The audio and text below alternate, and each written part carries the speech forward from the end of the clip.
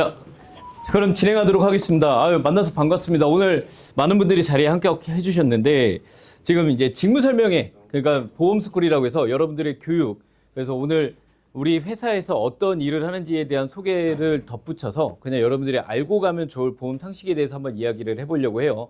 여기서 있는 저는 이제 하나손해보험 인천지점장 백주열이라고 합니다. 제 소개는 조금 이따가 다시 정식으로 할게요.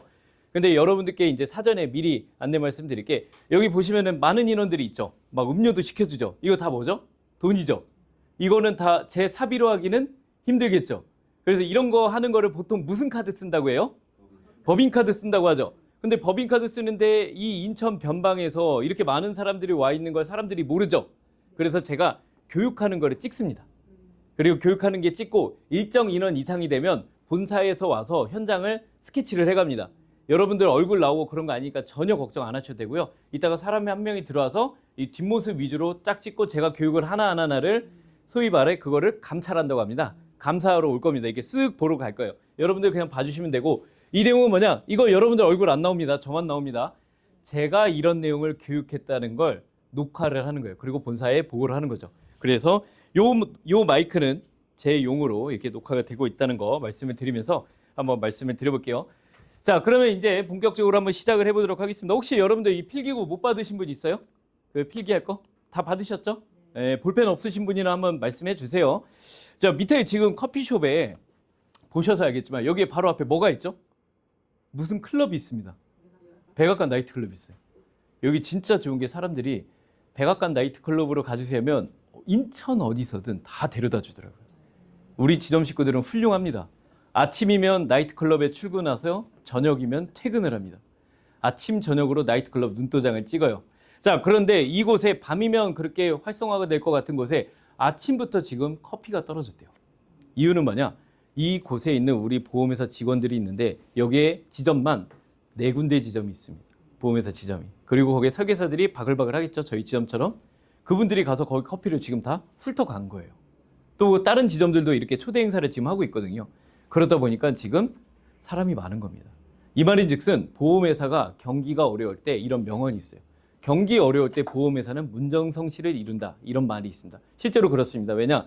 직장을 잃고 혹은 돈이 필요한 사람들이, 예, 감사합니다.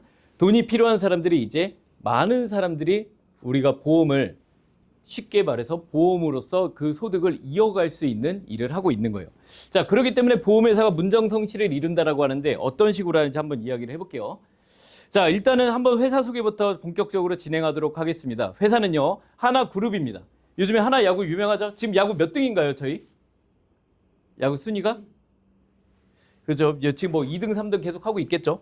예, 엊그제도 뭐 재밌게 봤었고요. 그 다음에 불꽃축제, 그 다음에 여기 보면 이런 축제들, 아쿠아플라넷, 63빌딩, 요즘 서울에서 많이 하고 있는 불꽃축제, 그리고 하나가 갖고 있는 콘도들, 옛날에 보면 1980년대 명성 콘도라고 있었어요. 아주 유명한 콘도였는데 그 콘도가 이제 하나 겁니다.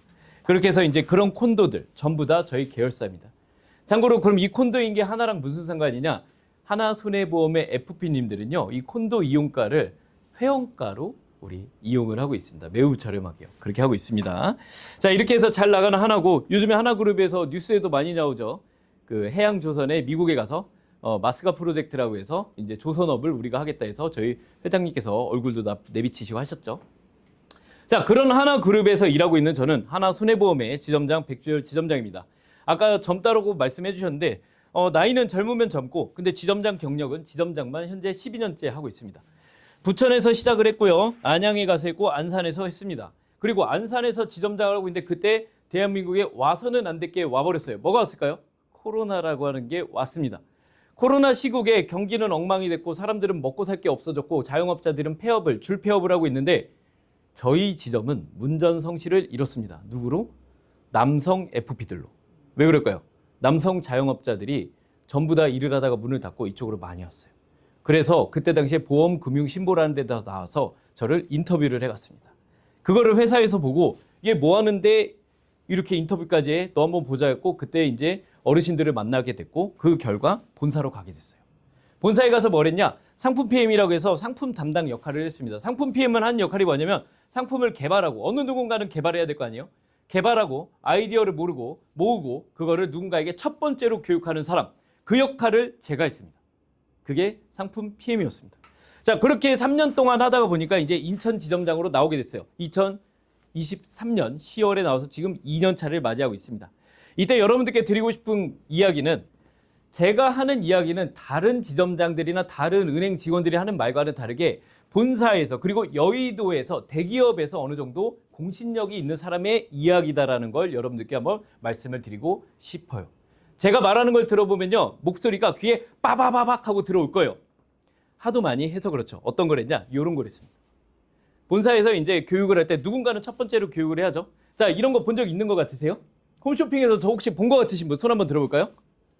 본 것 같진 않죠. 왜냐면 이건 사내 방송이에요. 사내 홈쇼핑. 그리고 옆에 이거는 뭐예요? 옆에서도 교육을 한 달에 한 번씩, 한 달에 두 번, 세 번씩 교육을 했습니다. 좋은 점이라고 하면요, 어디 가서 제 소개를 안 해도 있어요. 왜냐면 하나손해보험 FP님들은 제 이름을 다 알았어요. 항상 교육을 제가 제일 많이 했으니까. 그래서 제 억양, 딕션 이런 것들이 여러분들이 그동안은 못 들어본 호소력 있는 그런 목소리가 될 겁니다. 벌써 여러분들 고개 한번 돌아볼까요? 엄청 집중하고 있거든요. 자, 이런 식으로 제가 진행을 할 건데 시간은 1시간 정도 걸릴 겁니다. 그 시간 동안 여러분들께 정말 많은 이야기들, 좋은 이야기들을 해줄 테니까 저랑 한 가지 약속을 지켜주세요. 졸아도 되나요? 네, 졸아도 됩니다. 대신 고개를 좌우로만 하지 말아주세요. 그럼 말하는 입장에서 제 말이 틀린 것 같잖아요. 아, 아니에요 이런 거 같으니까 졸 때는 어떻게? 앞뒤로 끄덕끄덕. 맞습니다. 지점장님 말씀이 뭐라는지 모르겠지만 다 맞습니다. 이러면 되고, 두 번째로 전화는 매너 모드로 부탁드립니다. 자, 한번 봐볼까요? 전화 매너 모드인지. 매너 모드를 해주셔서 급한 전화가 와도 이 전화를 안 받으면 내가 잔금을 못 치러서 이사를 못 들어간다, 이 정도 경우만 빼고는 30분 뒤에 해도 늦지 않아요. 그래서 그거는 전화는 가급적이면 매너 모드하고, 대신 핸드폰은 꺼내 놓으셔도 돼요. 필요한 게 있으면 사진을 찍으면 돼요. 사진을 찍어서 누구한테 얘기하면 되냐? 여러분들 오늘 이 자리에 소개해 주신 분들한테 이게 뭐야? 라고 물어보시면 됩니다. 그럼 설명을 드릴 거예요. 그리고 그분들이 모를 수도 있죠? 그러면 저게 녹화돼 있죠? 저걸 보고 그분들이 설명을 드릴 거예요. 자, 그렇게 해주시면 됩니다. 자, 요거예요. 2019년도에 아까 말했던 안산 지점장일 때 인터뷰를 했던, 신문사 인터뷰를 했던 내용이고요. 2013년도에 20살인데 20대 때 어떻게 20대 후반에 지점장을 했냐, 이제 그 얘기가 나왔고요. 그 다음에 최근에는 2024년도에 여기 보면 인천 지점에서 회사, 그룹, 이제 회사의 사보에 나온 거고, 오른쪽에 여기 보면 보험 신보에 이렇게 저희 지점이 전체가 나왔습니다. 여기 보면 여러분들 아는 얼굴들이 좀 있을 거예요. 이렇게 아는 얼굴들, 초대하신 분들, 군수님도 있고 이런 분들도 있죠. 그렇게 해서 보험 신보까지 나왔습니다. 이렇게까지 말씀드린 이유는 뭐냐면, 제가 좋아하는 시가 한 편 있어요. 김춘수 시인의 꽃이라는 게 있습니다. 내가 그의 이름을 부르기 전에는 그는 다만 하나의 몸짓에 지나지 않았다. 내가 그의 이름을 부른 순간 나에게로 와서 하나의 의미가 되었다. 제 소개를 한 겁니다. 짧게. 제 이름은 뭐라고요? 백주열입니다. 자, 이제 본격적으로 한번 말씀을 드려보도록 하겠습니다. 자, 오늘 이제 이야기를 한번 말씀을 드려볼게요. 자, 여기. 자, 이제 한번 바로 말씀을 드려보도록 하겠습니다. 자, 오늘의 교육 주제는요, 먹고 사는 이야기를 하려고 합니다. 근데 2025년의 지금 상황에 맞는 먹고 사는 이야기를 한번 해볼까요? 여러분들께 뉴스 한 편을 같이 보여드리고 할게요. 이 뉴스는 인원이 많아서 소리가 안 들릴 수도 있어서, 소리가 안 들리면 그냥 넘어갈게요. 들리네요.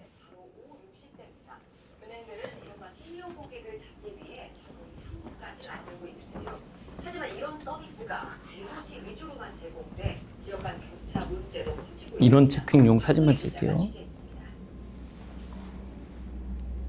서울 강서구의 한 은행 창구입니다. 나이든 장년층 고객을 맞아 은행 상담 직원의 목소리가 자, 장년층이래요. 부가 모이고 있다라고 하는 노인들의 손이죠. 영업점에서 노년의 시니어 고객들을 위한 창구를 별도로 운영합니다. 창구 너비를 더 넓게 키웠고 현금 인출기의 글자도 큼지막하게 바꿨습니다. 우리 친절이가 이분이 다 설명해야 되니까 직원들이 되게 친절해. 시간도 여유 있게 할 수 있으니까 편하죠. 자, 노인들의 자산이 얼마만큼 있는지를 한번 봐볼게요. 여기 보면 저 닮은 사람 나옵니다. 여러분들 같은 사람도 있죠? 저 닮은 사람 나와 있죠? 제가 아니에요. 이른바 시니어 라운지를 따로 마련해서 장년층이 관심을 갖는 이렇게 하는 이유는 뭘까? 노인들이 갖고 있는 부에 대해서 그 부의 이전을 이야기하는 거예요. 상속이라는 이야기입니다. 오늘 얘기할 첫 번째 주제, 상속입니다.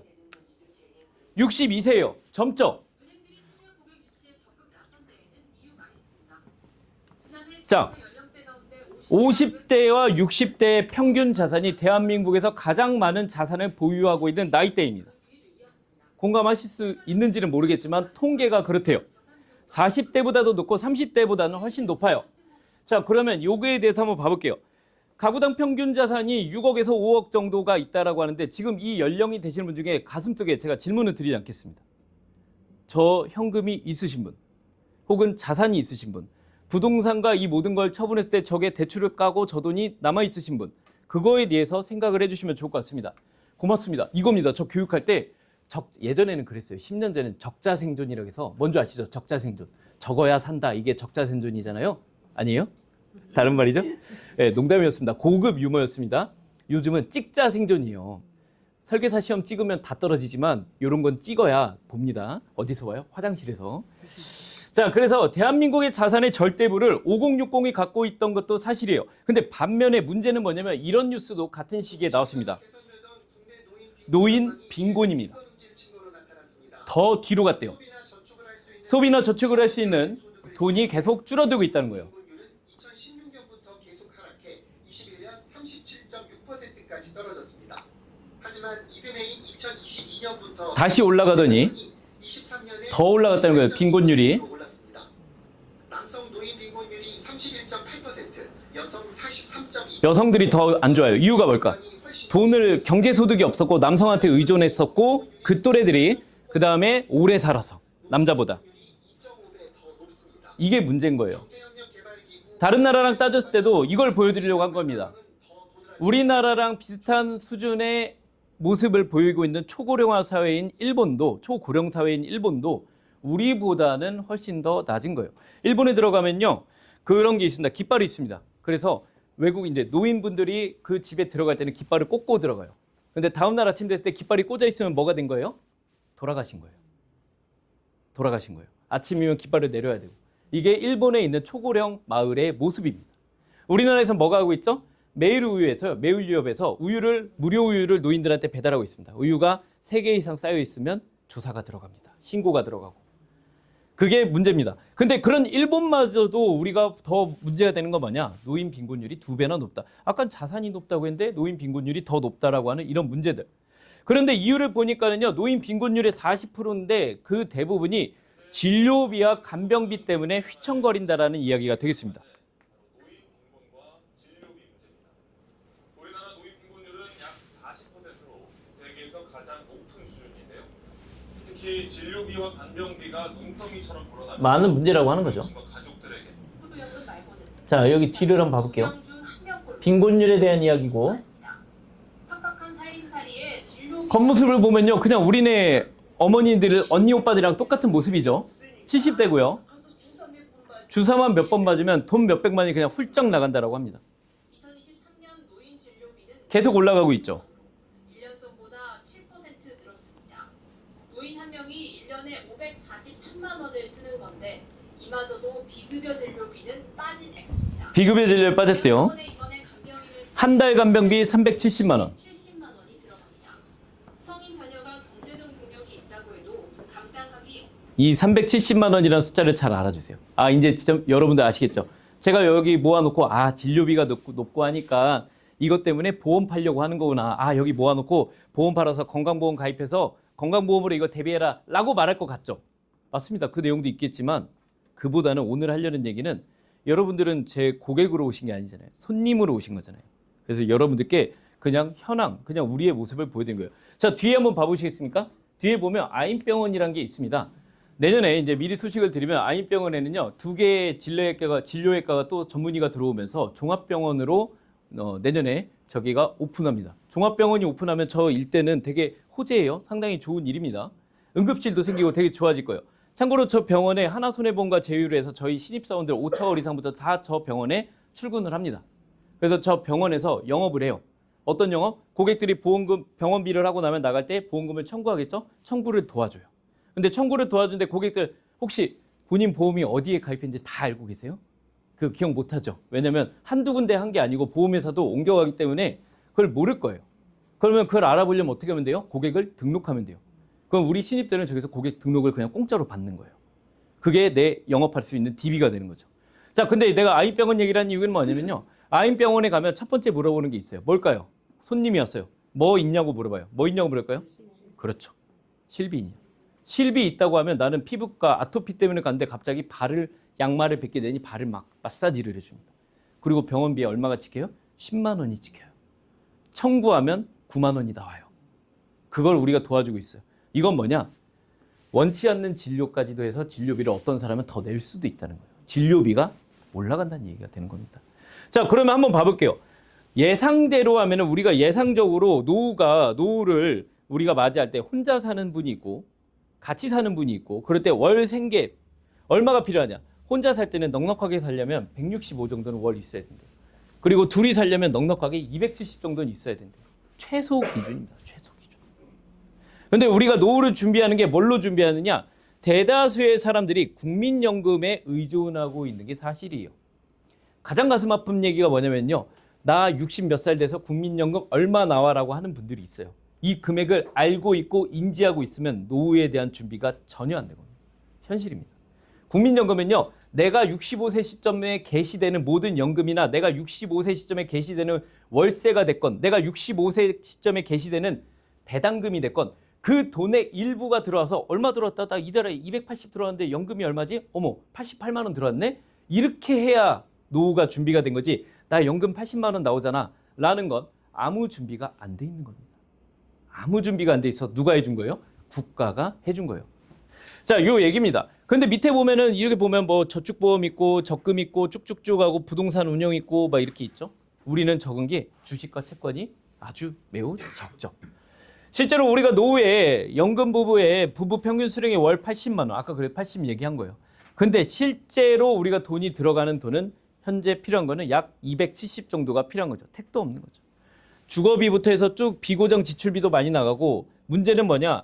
50대 이상이면 달라지는 거 하나는 주거비가 줄어요. 왜냐하면 자녀도 독립을 했고 독립한 자녀들이 있기 때문에 주거비는 이제 덜 나가요. 집을 줄이니까. 문제는 뭐냐? 이런 최소비가 나가는데 우리가 사망하는 연령이 점점 높아지는 거예요. 여러분들 최근에 장례식장을 가보시면 아시겠지만요. 저는 장례식장을 가봤을 때 이제 장례식장을 정말 많이 가는 직업이죠. FP 본인 사망도 있고 여러 가지들이 있어요. 그러면 가봤을 때 연령들을 보면 탕 다른 게 뭐냐면 공감하실 겁니다. 60대 이전에 일찍 돌아가시거나 80 넘어서 아예 늦게 들어가시는 거 둘 중에 하나예요. 애매하게 60, 70대는 별로 없어요. 아시죠? 60, 70대는 암에 걸려도 이 암세포가 전이되는 속도가 느려요. 20, 30대에 비해서. 그러다 보니까 또 오셨네요. 들어오세요. 들어오세요. 네, 들어오세요. 네네네. 저 끝에 한 자리 남아 있네요. 네. 요거 가져가세요. 요거 가져가세요. 이거 그냥 메모장으로 쓰시면 됩니다. 자, 그렇게 하시고 출석부 사인 좀 부탁드릴게요. 출석부가 있어야 여러분들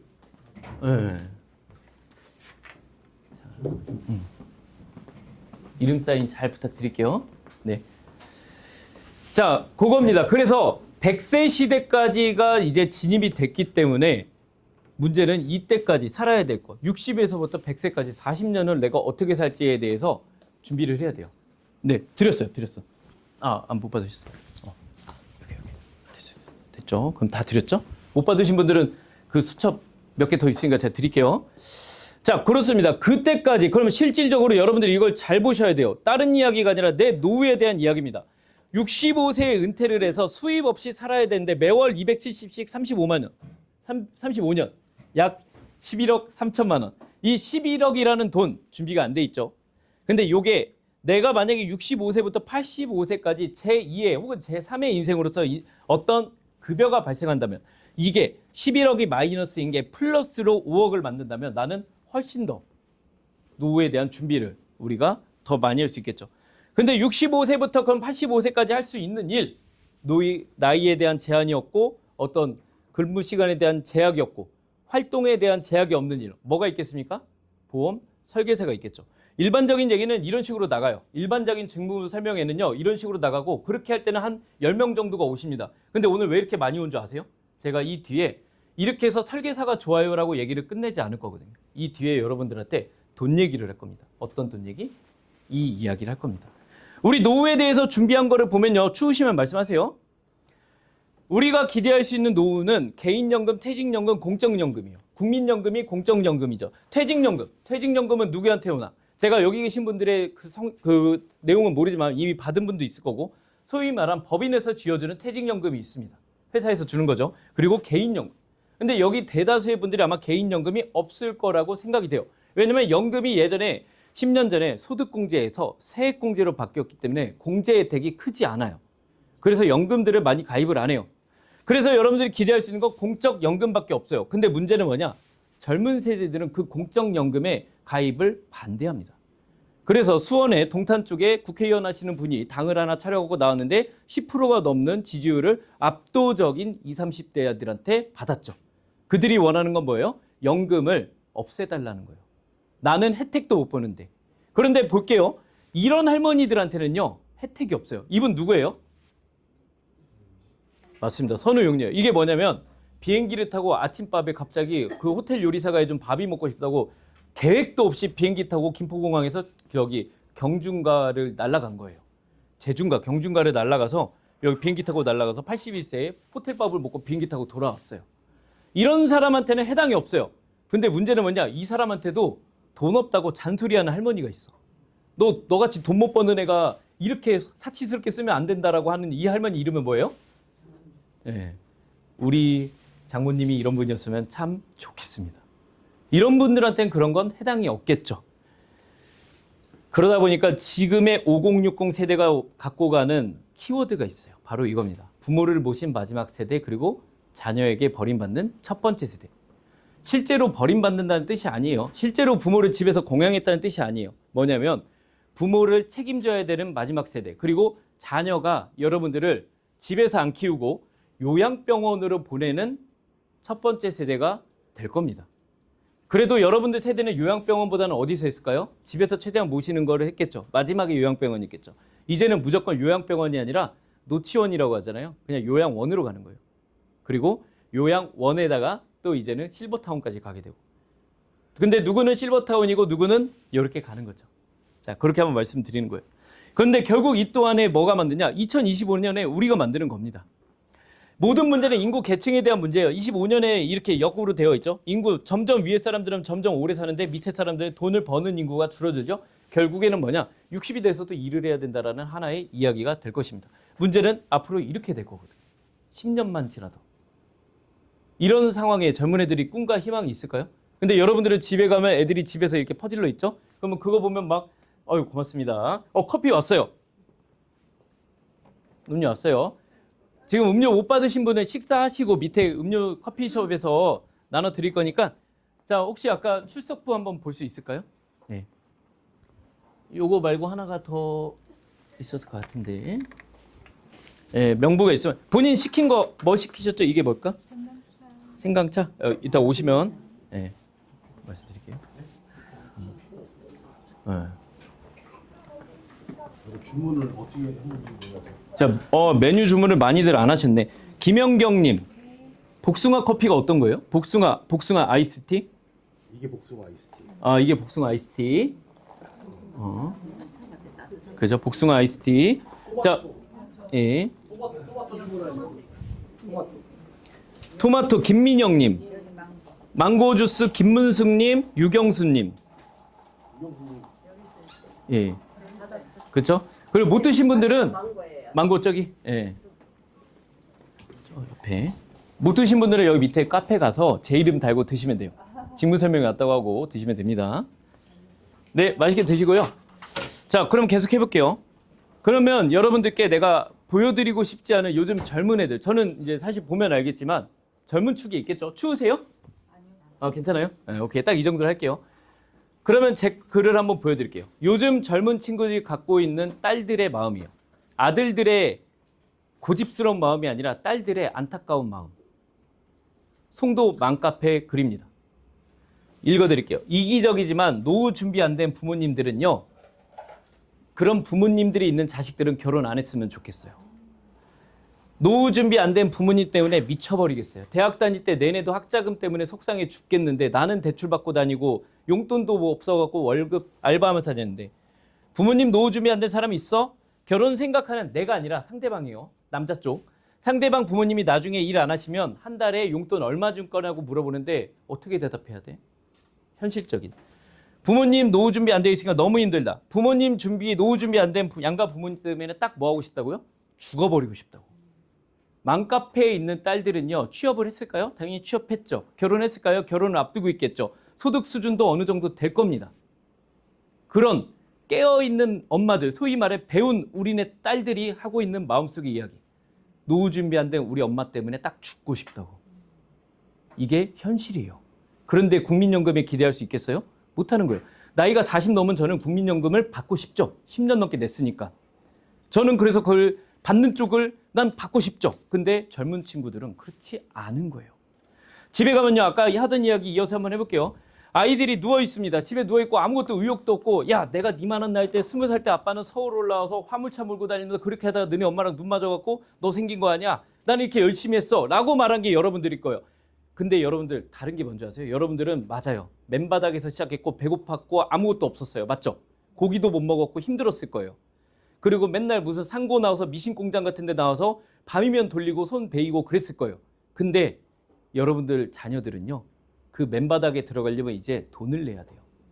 권리금을 내야 되고 계약금을 내야 되고 기회가 없습니다. 그럼 이 사람들이 그거 해결할 수 있는 방법은요, 아까 자산을 봤죠?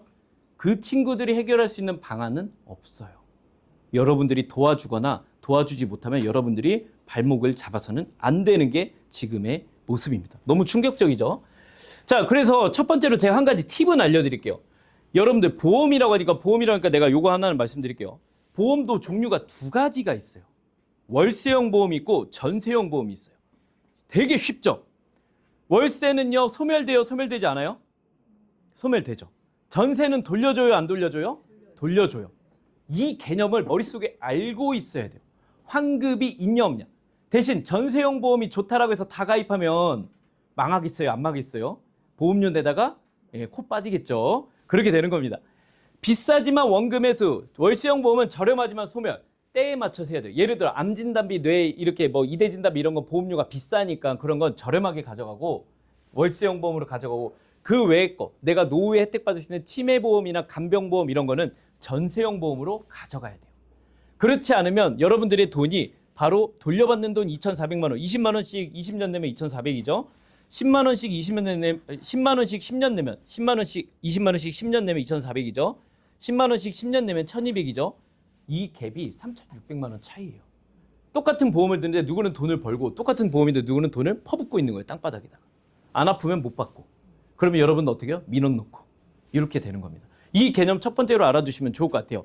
자, 그러면 당신이 꿈꾸는 노후에 대해서 돈이 많으면 과연 이게 해결이 될까? 제가 여기서부터 본격적인 얘기. 대한민국 사람들은 모두가 다 이 병이 있습니다. 무슨 병이냐고 하면 건물주병이라고 있어요. 건물주가 되고 싶은 병, 정확히는. 건물주의 이야기 한번 해보겠습니다. 자, 그 사진이 조금 뿌옇겠지만 강남 한복판 서초동의 아파트가 아니라 빌딩이 반토막이 나버렸습니다. 케이크 자르듯이 반토막이 났죠. 사연은 이랬습니다. 수백억대, 수천억대 자산가인 A씨가 사망을 하면서 이 큰 빌딩, 보통 빌딩이 아니죠. 이 건물보다 더 큰 빌딩을 자녀 셋한테 물려준 거예요. 이분은 돌아가시면서 생각을 했겠죠. 내 자식들이, 내가 이만큼 사업을 일궈놨으니까 80대 노인이, 이게 2000년대 초 얘기입니다. 이 자산을 갖고 자식들이 대대손손 번영하게, 진짜 임금이 부럽지 않았을 거예요. 그렇게 돌아가셨을 거예요. 걱정하면서도 웃으면서 돌아가셨겠죠. 돌아가시기 전날까지도 손주들이 잘 먹고 살 생각만 했겠죠. 근데 10년 만에 이렇게 반토막 났습니다. 왜? 상속을 했는데 상속은 이렇게 많은 돈이면 기본적으로 50%가 부과가 됩니다. 100억짜리면 50억이고요. 1000억짜리면 500억을 내야 돼요. 근데 그 돈이 있었겠어요? 없었겠죠. 자녀들이. 현금이. 물려받은 건 뭐가 있어요? 부동산.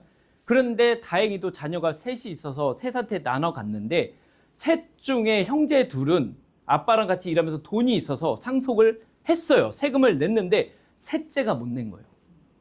상속은요, 연대 책임이라 단 한 명이라도 못 내면 그 상속이 실행이 되지 않습니다. 그래서 이게 어떻게 되냐? 압류를 당한 거예요. 압류를 당했고 여기서 상속세가 체납이 돼서 국가에서 이걸 가져가서 뭐래요? 여러분들 맨날 경매 사이트 들어가고 하시죠? 공매에 들어간 거예요. 공매에 들어갔고 토지와 건물주가 소유주가 달라지게 되면서 이 낙찰받은 사람이 있겠죠. 어떤 기업인이 낙찰을 받았겠죠. 기업인은 어떻게 해요? 이 건물 다 내놓으라고 얘기를 했겠죠. 기업인은 요청합니다. 철거권. 삼형제는 요청합니다. 이게 돈이 지금 부족해서 그랬고 나 이렇게 된지도 몰랐다. 아버지가 얘기 안 해줘서 몰랐다. 소송이 붙었어요. 5년 동안 붙은 소송 끝에 결과는 어떻게 됐냐? 철거권이 이겼습니다. 근데 철거를 했는데 말씀드렸죠? 이 건물 전체를 가져가는 게 아니라 딱 절반만. 그래서 어떻게 해요? 무자르듯이 건물을 절반을 잘라버린 거예요.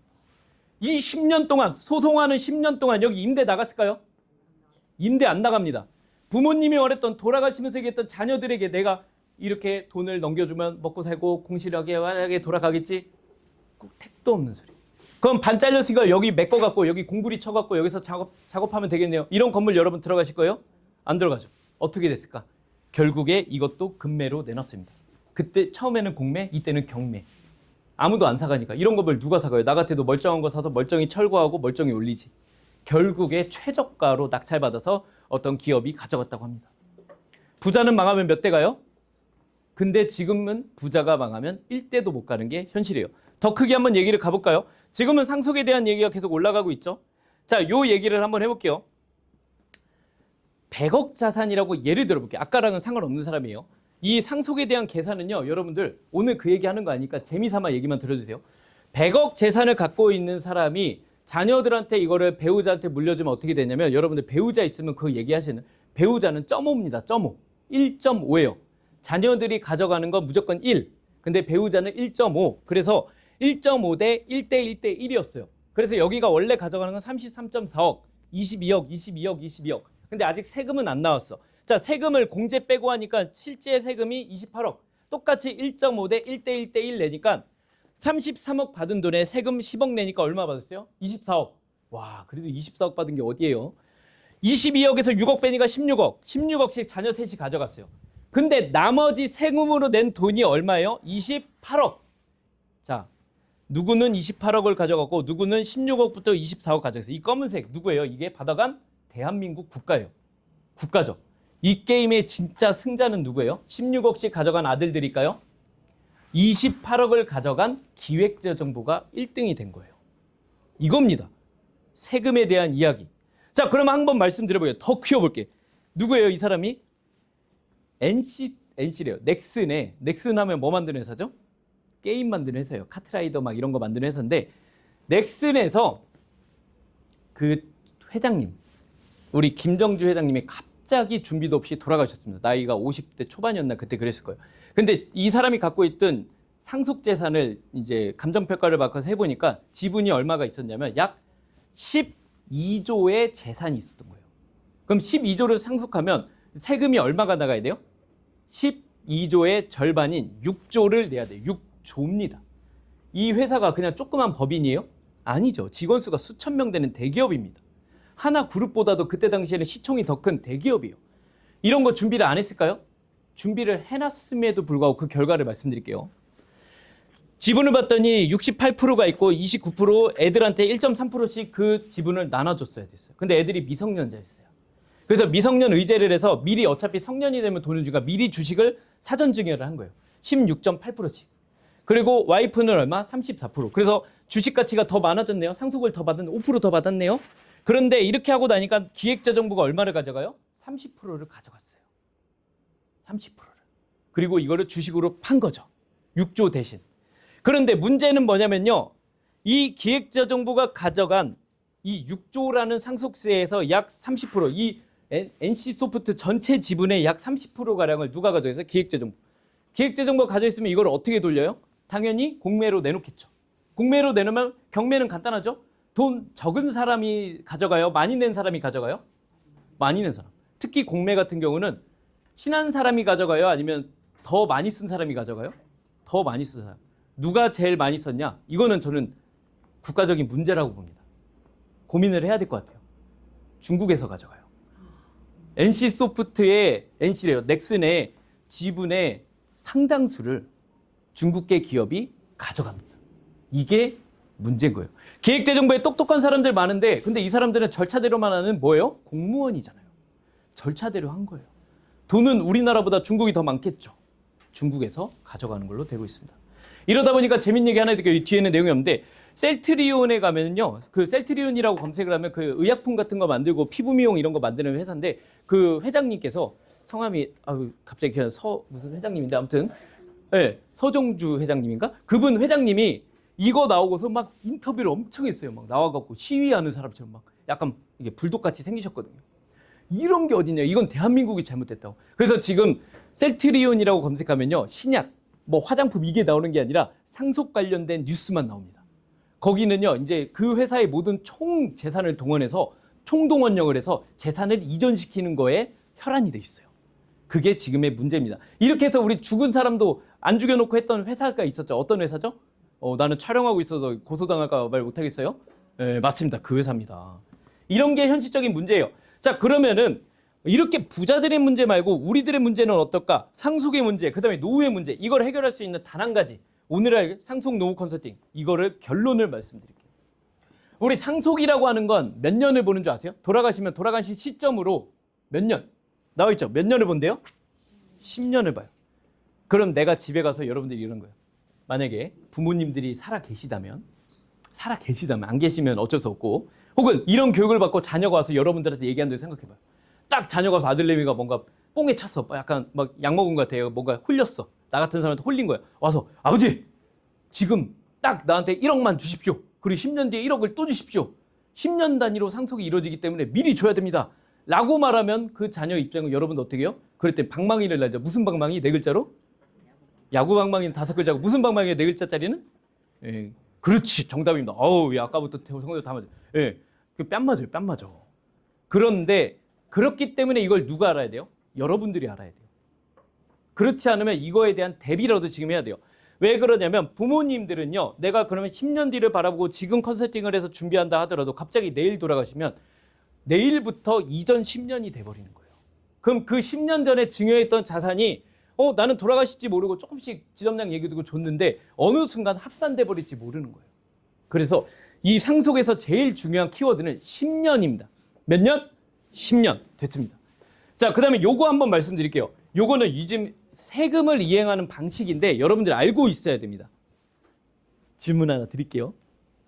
건물이 있어요. 우리 종부세라고 하죠. 종부세는 아파트 시가로 해요? 아니면은 거래 가격을 해요? 아니면은 어떤 기준되는 가격이 따로 있어요? 종부세는 기준되는 가격이 있죠. 그걸 4글자로 무슨 지가라고 하죠? 공시지가라고 합니다. 그러면 내가 말씀드릴게요. 상속은요, 공시지가로 판단이 될까요? 아니면 거래 가격으로 판단이 될까요? 일반적인 아파트는, 일반적인 주거용 아파트 같은 경우는 거래 가격, 시가로 평가가 됩니다.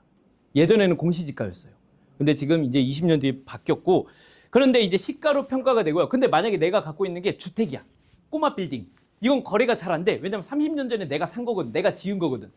이거 내가 죽었어. 그럼 이 꼬마 빌딩을 어떻게 팔아요? 꼬마 빌딩이 말이 꼬마 빌딩이니 그냥 주택을 말하는 거예요. 주택. 밑에 부동산 하나 있는 주택. 그거 어떻게 팔아요? 주택 있는 빌라.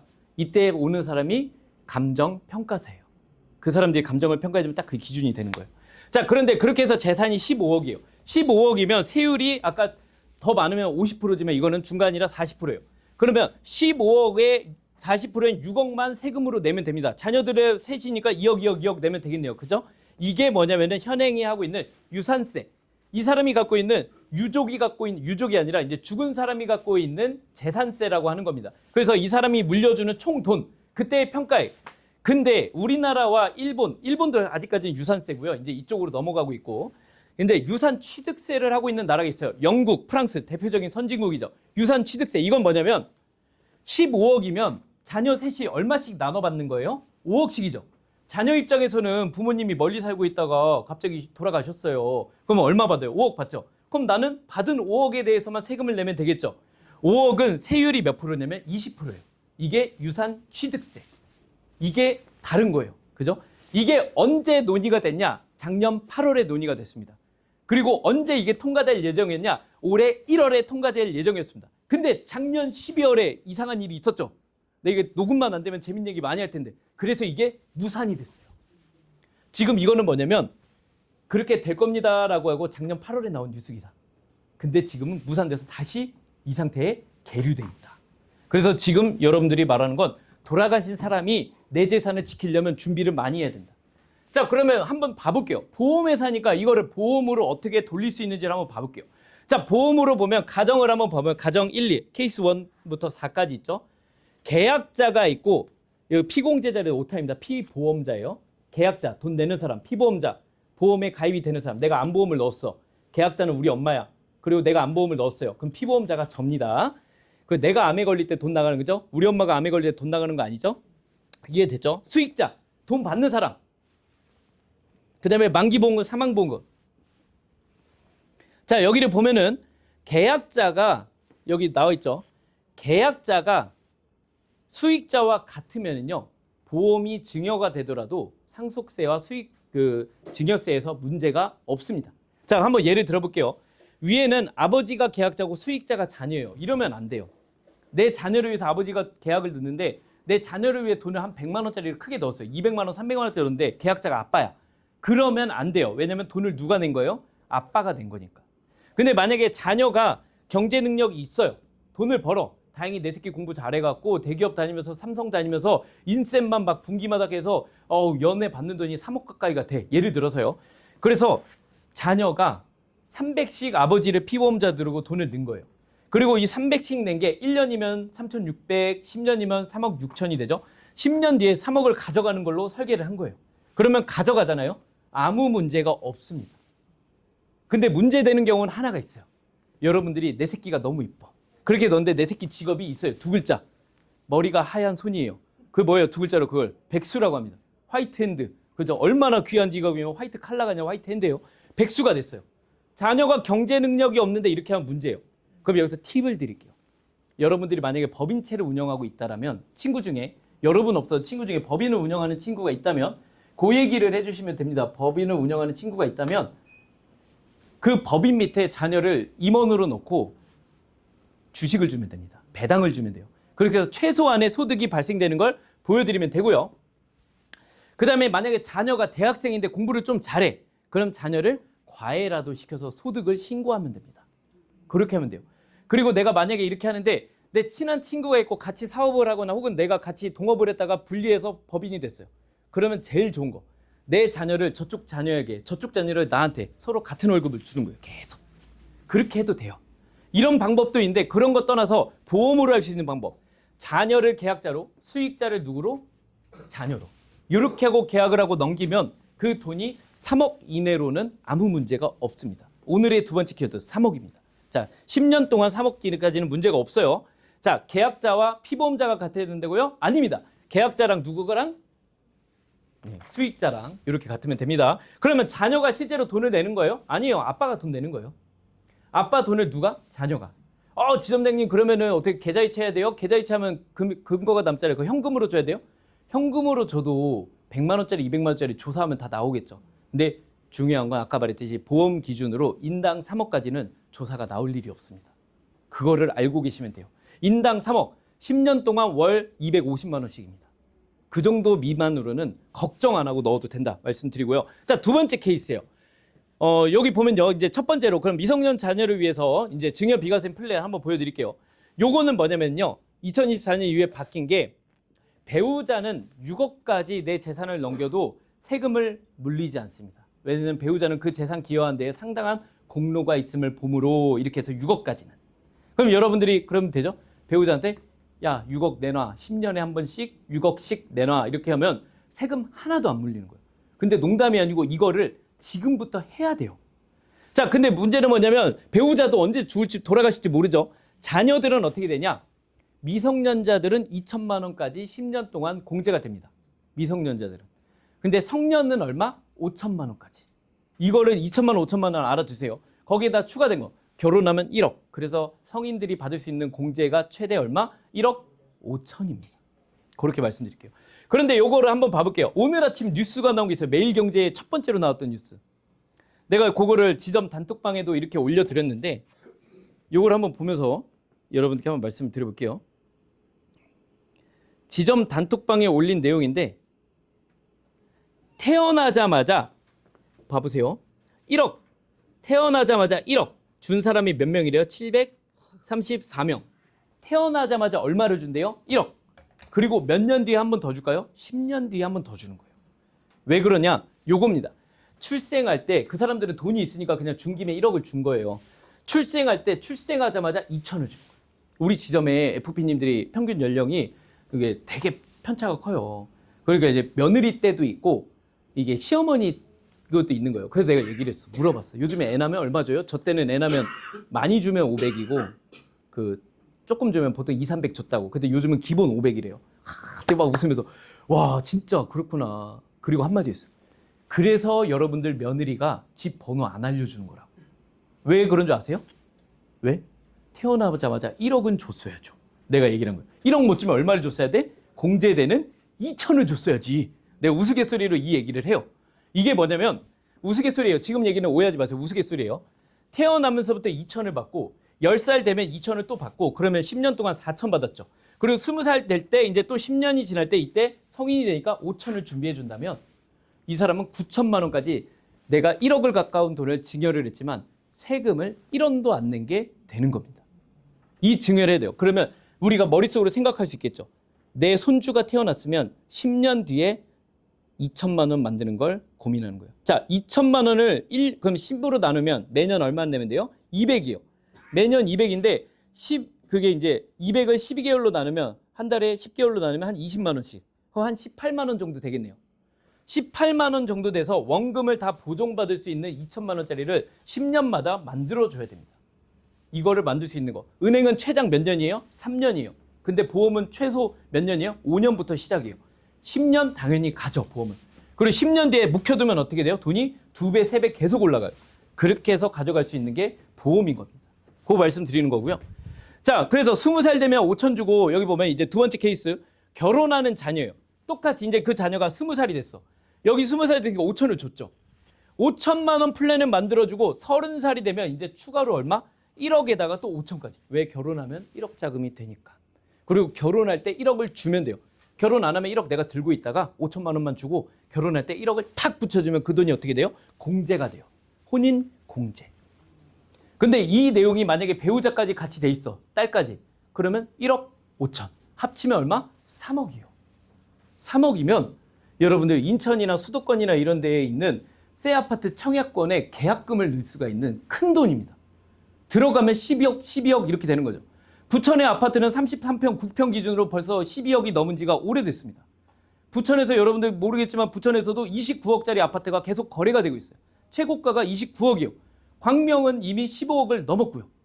여기를 그 사이에 딱 봐보니까 검단만 해도 6억에서 8억이 그냥 가요.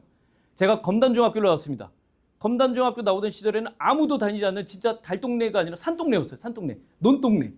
차가 없어서 거기서 이렇게 흔들면은 트럭들이 와서 태워가고. 근데 지금은 그 동네가 어떻게 바뀌었어요? 여의도 사는 직장인들이 가장 가고 싶어하는 도시 1순위로 바뀌었어요. 원래는 1순위가 김포였죠. 근데 그게 지금 검단으로 바뀌었어요. 난 진짜 천지가 개벽했다는 느낌을 받았습니다. 네. 그런 일이 있었어? 라는 표정이신데 그래서 어제 여기에서 우리 FP들한테 했던 게 아파트 실거래가를 보는 어플들을 제가 깔아드렸어요. 이게 있어야 적어도 젊은 층들하고 대화를 할 수가 있다고. 그 얘기를 한 겁니다. 자, 그거예요. 자, 그렇게 해서 2억을 만드는 플랜. 자, 그러면 한번 봐볼게요. 2억이라고 하는 돈, 2억이라고 하는 돈을 10년으로 나눠볼게요. 그러면 한 해에 얼마씩? 2천만 원씩. 그러면 매달로 나누면 약 180만 원에서 200만 원. 그 돈을 넣는다면 이게 되는 거예요. 근데 여러분들 현실적으로 180에서 200이라는 돈이 안 되잖아요. 부족하고 많지 않고. 그러면 거기에서 맞는 돈으로 그거를 준비를 해서 이 돈 안에서 이 돈만 넘지 않으면 돼요. 1억이든 5천이든. 2억인데 5천만 원 내면 5천이라고 비과세 안 해줘요? 해줍니다. 2억 미만이기 때문에. 자, 그 다음에 세 번째로. 혹시 모르니까 전 여러분 정보를 아무것도 모른다. 이름도 몰라요. 장애인 자녀가 있거나 주변에 장애인 자녀가 있으면 이거를 꼭 얘기해 주세요. 우리 지점엔 좀 있습니다. 이게 최고로 많이 받습니다. 결론부터 말씀드릴게요. 연간 얼마? 4천만 원. 매월 그러면 얼마? 300만 원씩. 보험으로 넣었을 때. 근데 보험의 상태에 상관이 없고 보험금 기준 연수령액이 얼마? 4천만 원. 그리고 계약자 부모, 이거는 계약자 수익자가 동일하지 않아도 돼요. 왜냐하면 장애가 있는 친구들은 의사 능력이 없기 때문에 그 아이들은 피보험자 수익자가 장애인이기만 하면 돼요. 근데 문제는 뭐냐? 장애는 이제 알릴 사항이 아니에요. 10년 전 저 처음 보험회사 때 이 안구장애, 그래서 그 맹인들은 안보험 가입이 안 됐어요. 이상하죠. 말도 안 되죠. 지금은 큰일 날 일이죠. 근데 그때는 맹인들은 보험 가입이 안 됐어요. 그거를 장애를 고지를 했거든요. 지금의 보험은 장애 고지를 안 받아요. 근데 예를 들어서 장애인데 치료를 받으려고 병원에 입원을 했어. 3일 동안. 그건 고지해야 될까요? 말아야 될까요? 해야 됩니다. 그런 식으로 만약에 장애인데 형제, 내 아들이, 내 딸이 장애가 있는데 보험 가입이 거절이 됐어요. 그러면 그 형제 자매로도 보험 가입을 시킬 수가 있어요. 이건 아까 말했던 계약자, 수익자가 동일하지 않아도 이게 아예 상속세를 물리지 않습니다. 얼마까지? 연간 4천까지 증여세를 물리지 않는다. 자, 그렇게 한번 말씀을 드릴게요. 그래서 나를 대신해서 지원해 줄 수 있는 1억 플랜 만들기. EBS에서 나왔죠. 장애 가진 부모들이 갖는 첫 번째 꿈이 뭔지 아세요? 이건 여러분 다 아실 거예요. 그 사람들이 가장 바라는 거. 내 아이가 완치되길 바라는 걸까요? 아니요. 뭘까요? 내 새끼보다 하루만 더 사는 거. 내 새끼보다 하루만 더 사는 거. 근데 그런 일은 많이 없죠. 장애 가진 친구들이 좀 그 부모님들이 당연히 먼저 돌아가시겠죠. 그래서 나를 대신한 1억 만들기 플랜. 이런 것들. 많은 사람들이 모르는 것들이에요. 자, 그러면 그 1억 만들기 플랜이라는 걸 한번 간단히 봐볼게요. 예를 들어서 금액은 중요하지 않습니다. 10년 납 1억 플랜의 시. 아까 얘기했던 상속세, 증여세의 모든 판단 기준은 몇 년이라고 했어요? 10년. 10년 동안 내가 월 70만 원씩만 내면 납입한 돈은 9천만 원인데 환급금은 얼마? 1억이 되는 거예요. 이렇게. 그 다음에 5년 만에 내가 1억 만드는 걸 해보려고요. 근데 5년 뒤에 바로 1억이 되려면 돈을 더 크게 넣어야 되겠지만 5년 동안 150만 원씩만 내면 낸 돈은 총 8,800인데 10년 뒤에 1억이 된 겁니다. 이게 우리 회사의 리치간병보험이라는 전세형 보험이에요. 근데 그 1억이라고 하는 게 여기 한번 봐볼게요. 여기 100% 넘어서 지금 여기 115% 이게 1억 나와 있죠? 근데 여기 보면 글씨가 보일지 모르겠지만 몇 프로까지 돼요? 200%까지 돼요. 2억까지 넘어가요. 쭉 올라가면 2억이 돼요. 이 돈을 묶어놓고 있다가 아까 말했던 1억 5천 시점에 그냥 30살에 한 번에 주는 거. 그게 우리 지점에서 파는 자녀 결혼 플랜이에요. 자녀 결혼금 마련 플랜. 자, 그 다음에 요겁니다. 요즘에는 아까 서두에 말씀드렸죠. 할아버지들이 오래 살고 할아버지들이 돈을 많이 갖고 있고 손주들이 있다 보니까 할아버지가 돌아가시면서 아빠한테 돈을 줬어요. 근데 아빠도 돌아가실 거 아니에요. 세금을 때. 쉽게 말하면 100억짜리 재산이 50억 됐다가 세대를 지나니까 25억이 된 거예요. 옛날엔 부자가 망해도 몇 대 간다고요? 3대. 그럼 지금은 절대 3대를 못 가는 이유가 여기 있습니다. 상속세를 못 내면 어떻게 돼요? 상속을 포기해야 돼요. 보통 1대에서 끝나요. 대부분의 식당으로 건물 하나 지으신 분들이 1억에서 그 한 세대를 못 가고 끝납니다. 자, 이게 보면 그렇게 해서 요즘에는 어떻게 하냐면은 두 번 상속하면 100억, 25억 되니까 그냥 내가 가산세로 30% 가산해서 더 낼 테니 한 번에 치는 게 있어요. 그게 뭐냐면 세대 생략 상속이라고 합니다. 할아버지가 돌아가시면서 상속자를 지정해갖고 손주한테 주는 거예요. 그러면 세금이 30%만 더 내면 돼. 반의 반이 아니라 그냥 한 번 내는 거에 30%만 더 가산해서 내면 돼요. 그게 훨씬 합리적이죠. 근데 그 세금을 아낄 수 있는 방법 설명을 드릴게요. 계약자, 보험을 가입하는데 계약자가 중요하다고 했죠. 아까 세금 안 내려면 이 관계라면 계약자가 할아버지, 아빠, 손주예요. 계약자가 누가 돼야 돼요? 이 관계라면 손주가 돼야 되겠죠. 근데 그렇게 안 할 겁니다. 계약자는 할아버지가 낼 거예요. 돈도 누가 내? 할아버지가 그냥 낼 거예요. 돈이 많으니까. 근데 할아버지는 보험 가입하려고 해도 보험 가입이 잘 될까요? 안 될까요? 나이가 많으셔서? 그래서 제일 건강한 누구를 쓸 거예요? 아빠. 그렇지. 아들을 쓸 거예요. 아들. 손주가 아니야. 아들. 80 먹은 할아버지가 계약자가 되고 40 먹은 아들이 피보험자가 됩니다. 그럼 많이 들어가겠죠. 보험도 빵빵하게 들어가겠죠. 그리고 수익자는 누구로? 손주로. 그렇게 해서 계약을 했어요. 월납 100만 원씩 빡빡 내. 내다가 85세 시점에 5년 뒤에 할아버지가 돌아가셨어. 자, 질문. 계약자가 돌아가셨는데 이 보험은 살아있을까요? 아니면 소멸될까요? 왜 살아있어? 피보험자가 살아있으니까. 그럼 계약자를 바꿔야겠죠? 그러면 여기서 두 번째 질문. 아빠로 바꿀래요? 수익자로, 손주로 바꿀래요? 수익자를. 계약자를 아빠로 바꿀래요? 손주로 바꿀래요? 손주. 왜 손주로 바꾸죠? 아까 얘기했던 계약자와 수익자가 동일하면 증여세를 내지 않습니다. 그거예요. 그동안 돈은 할아버지가 거의 다 내줬을 거예요. 나머지를 손주로 바꿔서 심지어 해약을 해도 돼요. 그러면 낸 돈에 뭐 110%든 120%든 받겠죠. 아까처럼 환급률이 높은 상품이면 200% 다 받지 못해도 누가 받아요? 손주가 받는 거예요. 이걸 무슨 플랜이냐고 하냐? 보험회사에서 세대 상속 플랜이라고도 하고 현명한 엄마의 똑똑한 재테크라고 해서 이걸 누가 많이 했냐? 유태인들이 많이 했다라고 해서 유태인 플랜이라고도 드립니다. 오늘 교육의 핵심입니다. 유태인 플랜. 여기 혹시 손주들이 있는 분들이 있다라고 하면 손주를 위해서 100만 원짜리가 아니라 단돈 10만 원짜리를 하더라도 의미 부여를 하는 거예요. 나중에 이거는 내 손주가 가져갈 보험이야 라고 의미 부여를 하는 거예요. 자, 그렇게 하는 겁니다. 이게 무슨 플랜이라고요? 유태인 플랜이라고요. 현명한 엄마의 똑똑한 재테크라는 게 이겁니다. 이런 얘기들을 다 어디서 들을 수 있어요? 여기 인천지점에서 들을 수가 있는 거예요. 얘기 들어보시니까 많이 다르죠? 제 얘기가 그 얘기입니다. 자, 그렇게 해서 이제 우리가 지금까지 했던 리치간병보험이라고 하는 특징은 뭐냐면요. 10년 동안만 내면요. 돈이 복리로 계속해서 올라갑니다. 그래서 10년 단위. 왜 10년이 아까 말한 증여의 기준, 상속의 기준은 다 10년 단위로 가기 때문에. 됐죠? 자, 납입 기간은요. 20년씩 내지 않아도 돼요. 딱 5년, 10년만 내면 되고 예금자 보호 적용돼서 5천만 원이 지금 25년 이번 달부터 1억으로 올라갔죠. 많이 할 필요 없어요. 딱 1억으로 올라갔죠. 그리고 간병보험까지. 내 간병보험. 내가 늙었을 때 내가 혜택 볼 수 있는 간병보험까지 되는 거. 자, 환급률에 대한 이야기예요. 10년에 이제 109%에서 이렇게 110% 왔다 갔다 하는 거 볼 수가 있고요. 자, 여기 그러면 실제로 보험회사 다니는 너는 어떻게 했는지 한번 보여드릴게요. 저는 이제 솔직히 말씀드리면요. 여기 계신 분들은 다시 볼지 안 볼지 모르겠지만 많은 은행가들이나 여기 사업하시는 분들이 와갖고 막 밑에도 보면은 막 PT를 하고 그래요. 근데 그러면 난 진짜 그래요. 저 사람의 순자산이 상위 몇 프로일까? 이걸 봐요. 왜냐면 저는 매일 그걸 보거든요. 뱅크샐러드라는 어플이 있습니다. 들어보셨어요? 그럼 토스는 들어보셨어요? 거기 보면 토스 어플에 내 순자산 비교하기라는 게 있습니다. 뱅크샐러드는요. 그거를 퍼센트로 보여줘요. 저는 그래서 그 사람들이 그럼 소위 말해서 50%도 못 들 것 같은 행색인데 어떻게 저렇게 투자를 하라고 얘기하지? 라고 생각을 합니다.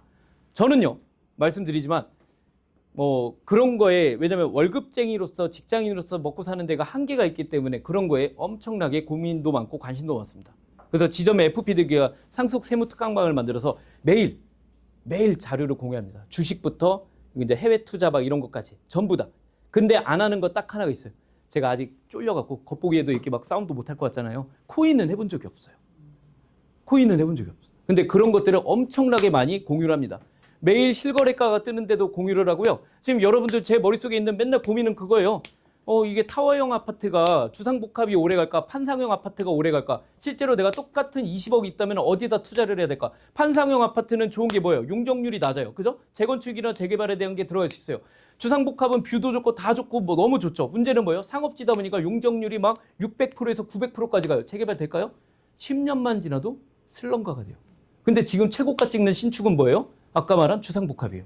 그럼 어떻게 해야 돼요? 주상복합을 분양으로 들어가서 10년 이내에 팔고 나와서 판상형 아파트 오래된 걸 사든가. 내가 인천 사는 사람들이라면 나는 항상 그 얘기를 합니다. 여기서 어제도 했던 얘기. 내가 춘미 씨를 앉혀놓고 했던 얘기예요. 집을 사라고 했어요. 자녀들이 사요. 지금 얘기하면 욕먹으니까 며느리한테 욕먹으니까 나중에 기회 있으면 집의 대출이 어느 정도 자녀들이 한 20%만 남았다고 치면 그 집의 바로 옆동 혹은 그 집을 전세 끼고 팔라고 그랬어요. 자기 집 전세로 들어가라고 그랬어. 그리고 그 돈을 어디다 사요? 서울에 있는 집에다가 사는 거예요. 서울집을. 근데 서울집을 살 때는 어떻게 끼면 돼요? 먹긴 집을 사면 돼요? 전세가 계약 체결된 집을 사면 돼요. 옛날에는 갭 투자가 잘 됐지만 지금 627 대책 이후에 전세가 얼마까지밖에 대출이 안 돼요? 대출 자체가 6억까지밖에 안 돼요. 근데 6억까지라도 대출을 받으면 반드시 6개월 이내에 입주를 해야 되는 6월 달에 대책. 그래서 공포의 666 대책이라고 해서 627 대책이에요. 그런 이야기를 해줍니다. 그런데 이것도 풀러갈 수 있는 방법이 있어요. 똑같이 춘미 씨 같이 서울에서도 내 집 전세 살면서 강남에 있는 집을 갭으로 살려는 사람들이 반드시 있다. 그 사람들을 찾아라. 이게 시어머니가 해줄 마지막 돈 버는 방법이다. 이 얘기를 내가 해주는 거예요. 실제로 그렇게 하고 있습니다. 그러면 저는 어떻게 제 노후를 준비하는지 이 전세용 보험 제가 어떻게 가입했는지 보여드릴게요. 2023년이에요. 제가 본사에 있을 때 2023년에 리치간병이 처음 나왔고 그때는 환급률이 지금보다 무려 20%가 더 좋았습니다. 그때 저는 제가 본사에 있으니까 월급이 100만 원이 줄었어요. 현장에 있을 때보다 100이나 줄었어. 그래서 내가 넣을 수 있는 돈 다 주니까 뭐 가족들 이제 몰래 넣은 거죠. 50을 넣었어요. 50만 원짜리. 그런데 내 나이 75세 시점 될 때 2023년에 50만 원 넣고 5년만 내면 75세 때 약 7,300만 원. 몇 퍼센트? 퍼센트로는 243%. 됐죠? 이것뿐만이 아니고요. 2013년에 가입한 5만 원짜리인데 이때도 저는 전세형 보험에 눈이 텄어요. 왜냐면 우리 집은 그냥 돈이 넉넉한 집이 아니었다 보니까 돈 했습니다. 돈이 지긋지긋해서 돈이 좀 있었으면 좋겠다고 생각했고 왜 우리는 서울에 못 사는지가 내 한이었어요. 그래서 했던 거 35년 뒤 75세 때 2,600만 원. 그때는 신입사원이니까 5만 원밖에 없어서 2012년에 연금보험 월 20 가입한 게 약 75세 시점에 5천만 원의 가치가 있어요. 물론 연금은 일시로 수령하면 해지 가산세 16.4%를 먹여요. 그래도 월로 받아야 되는데 그냥 더하면 이 정도 가치는 있어요. 그 다음에 또 리치를 가입했어요. 아까 한 거. 그게 75세 때 7,300. 아들 이름으로도 가입을 했어요. 왜 아들 이름으로 했어요? 내 재산도 아들한테 넘겨줘야죠. 그죠? 제가 바라는 건 단 하나예요. 부모님이 여유롭지는 않지만 그래도 저 어릴 때는 가난하셨지만 어린 시절부터 살아오다 보니까 집이 있을 거 아니에요. 그 집이 있고 또 세준 집도 있을 거고 그런 집들을 물려받았을 때 적어도 내가 뭐 하나 상속 포기하는 일이 없을 만큼 준비를 하려고 하는 겁니다. 아들 이름으로 가입한 거 75세 때 1,650. 이것만 더해도 2,500, 5,000, 7,400, 1,650, 1억 6,550. 이게 저한테 75세 때 현금으로 들어오는 거예요. 뭘로? 보험으로. 다른 걸로도 할 수 있었어요. 주식도 할 수 있었고 하고 있습니다. 근데 제 친구들은 투자 잘하는 애들은 바보라고 하죠. 야, 이 돈이면 코인을 해라 그래요. 진짜로. 근데 솔직히 보험회사 다니면서 그것까지 할 여력은 없죠. 제가 사업자도 아니고. 그러니까 보험으로 하는 걸 말씀드리는 거고 이것뿐만 아니라 그 뒤로도 연금 또 들었고 이 연금은 그냥 10,000원짜리 연금이에요. 신인 설계사들 실적 좀 채워주려고. 그 다음에 이것도 돌려받는 전세형 보험들 가입을 한 거예요. 이 전세형 보험 내가 가입한 이유 뭐냐? 이자 소득세가 비과세예요. 내가 아까 봤던 1억 7,500을 내가 75세 때 받는데 그중에 이자만 약 7천만 원입니다. 근데 은행에 넣잖아요. 그러면 7천만 원에 15.4%, 정확히 15.4%의 지방세 10%, 16.4%가 이자 소득세로 떼가요. 7천만 원에 10%면 700만 원입니다. 20%면 얼마예요? 1,400. 그러면 17.4%, 16.5%면 약 1,500 가까이를 이자로 떼가요. 물론 나는 5,500 받으니까 좋지. 7,500 중에. 근데 보험에 넣으면 7,000원 그대로 받을 수 있는 거예요. 그러면 어머, 지점장님. 보험은 중간에 해약하면 손해보잖아요. 약관 대출됩니다. 여러분 내가 좋은 얘기 하나 알려드릴게요. DSR이라는 게 뭔지 아세요? 요즘 DSR이 왜 문제인지 아세요? 알아두셔야 돼요. 이렇게 표정 두시면 안 돼요. 이번 8월 31일자로 무슨 뉴스가 나왔냐면 부동산 2차 대책을 만지작거린다는 뉴스가 왔는데 첫 번째 나왔던 게 뭐였냐면 재산세 얘기가 나왔어요. 보유세. 10억 넘은 물건들은 아파트나 이런 것들은 10억이 넘으면 10억당 1,000만 원씩 11억이면 1,100만 원 1년에 한 번씩 1,000만 원씩 내요. 미치겠죠. 근데 이게 아무래도 선거를 이제 대비해야 되니까 그거는 없어진 것 같아요. 이 얘기는 없어진 것 같아요. 그러면서 나온 게 전세에 DSR을 편입시킨다는 이야기가 쓱 나왔어요. 이게 뭐냐? 지금 제가 말했던 DSR이 뭐냐? 우리 자동차 살 때 내 돈 주고 사는 사람 있어요? 없죠? 할부로 사죠. 캐피탈. 이거. 나 마이너스 통장 만든 거 내 신용을 담보로 산 거죠. 이거. 내 마이너스 통장. 그 다음에 또 신용대출. 거기다가 집 담보대출. 이런 걸 다 더한 거. DSR. 총 이제 내가 대출을 상환할 수 있는 능력을 보는 건데 이 대출을 다 더한 걸 DSR이라고 합니다. 근데 이 앞에 스트레스 DSR이라고 해요. 스트레스. 막 몸에 쌓이면 안 좋죠. 듣기만 해도 싫죠. 이건 뭐냐면 금리를 반영한 지금은 예를 들어 금리가 떨어져 있으니까 대출이 1억밖에 안 되는데 10년 뒤에 갚을 거 생각하니까 대출 금액이 올라가는 거예요. 1억 5천까지 예를 들어. 그럼 나는 실제로 대출 받을 수 있는 게 내 기준이면 2025년 기준이면 1억을 나올 수 있는 게 나중에 올라갈 거 감안해서 8천밖에 안 주는 거야. 그러면 뭐가 바뀌냐? 집이 마포구에서 저기 어디로 봐 신길동으로 바뀌는 거예요. 이 돈 얼마 차이 때문에. 근데 여기서 DSR이 진짜 좋은 거 뭐냐면 전세입자들을 위해서 전세 대출은 포함시킬까요? 안 포함시킬까요? 포함시키지 않았어요.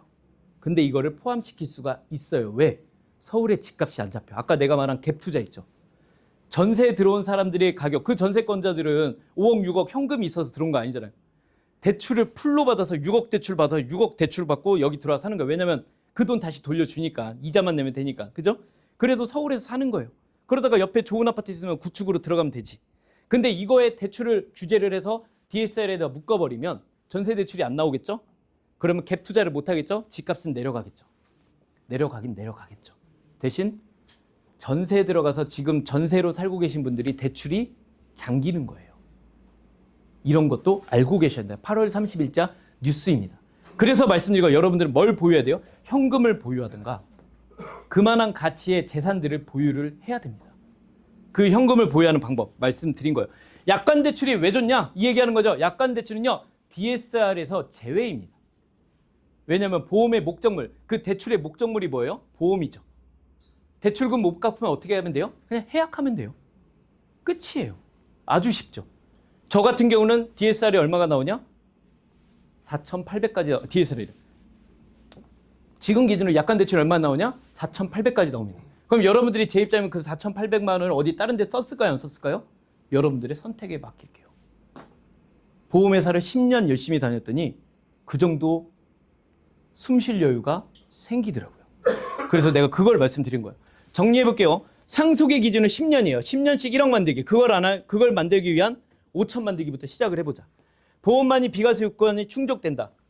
아까 말했듯이 저축보험은 안 됩니다. 최소 10년 이상 납입을 해야 되는데 5년 이상 납입, 10년 이상 보유인데 저축보험은 최대 몇 년? 3년. 현명한 엄마의 똑똑한 재테크. 계약자 수익자 일치하는 플랜. 이제 아시겠죠? 계약자 수익자를 일치시켜야 돼요. 그리고 유태인 플랜. 이거를요, 앞에 나가실 때 여러분들 FP님들한테 한번 물어봐 주세요. 야, 유태인 플랜이 뭐야? 나도 돼? 나 돈 없어서 아까 그 지점장 막 1억 얘기했는데 1억은 못하는데? 무슨 상관이에요? 100만 원짜리가 아니라 10만 원짜리 가입하면 1,000만 원 물려주는 거예요. 1,000만 원 물려주고 세금 안 내는 거예요. 미성년 자녀들은 아까 얼마까지 있어요? 맞춰볼까? 미성년은 1,000만 원이에요? 2,000만 원이에요? 2,000만 원까지. 그렇죠. 그렇게 하는 겁니다. 자, 거기다가 요것도 하나 말씀드려볼게요. 여기 남자분들이 많이 온다고 해서 내가 요거를 한번 넣었어요.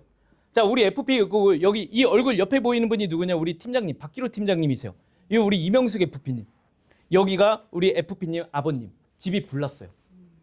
이 얘기 한번 드릴게요. 불났는데 여기에 뭐가 발견됐냐? 번개탄이 뒤에서 발견됐어요. 그러니까 여기서 자살을 한 거지. 집주인은 누구냐? 여기 사는 사람. 질문. 이 사람 시체가 불은 여기 있었습니다. 어디서 발견됐을까요? 어디 집? 집이 여긴데? 맞아요. 집이 어떻게 알았대? 사람이 집에서 현관문까지 닫힌 상태로 현관 앞에서 이렇게 엎어져서 발견된 거예요. 심지어 어떻게? 엘리베이터를 타고 올라갔어, 그것도.